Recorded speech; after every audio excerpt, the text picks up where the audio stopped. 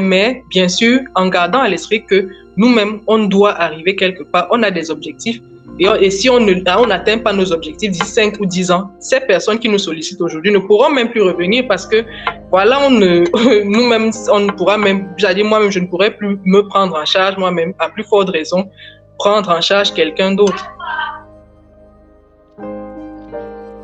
Ce que tu dis est vraiment marquant, en fait, parce que le gros dilemme, et ça je parle par expérience, et par expérience non seulement personnelle, mais expérience même dans les conversations avec les proches et tout, c'est toujours le dilemme de ce mois-ci, mon revenu, mon salaire est ceci, l'enfant est malade et tout, mais voilà que les parents, il faut les soutenir, il y a tel oncle qui a eu deuil, on doit cotiser pour faire ceci, bref, tout ça est monté, descendu, et cela crée un cycle, comme tu as dit tout à l'heure, et c'était très pertinent, c'est que l'imprévu devient ton programme, et tu te retrouves donc à courir après, et certains se retrouvent donc à s'endetter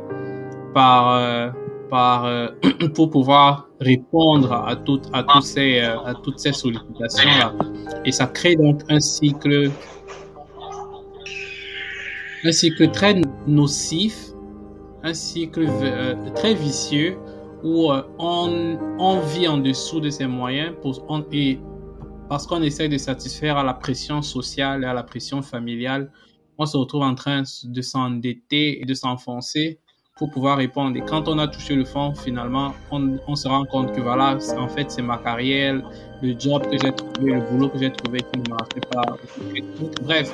Et on a toutes les explications que la famille nous donne. La sorcellerie est montée, les attachements sont descendus et tout. Mais ce que tu relèves, c'est que c'est d'abord une question de responsabilité personnelle. Et le point que tu as évoqué tout de suite, qui est de être égoïste, c'est en quelque sorte se mettre d'abord soi-même en priorité.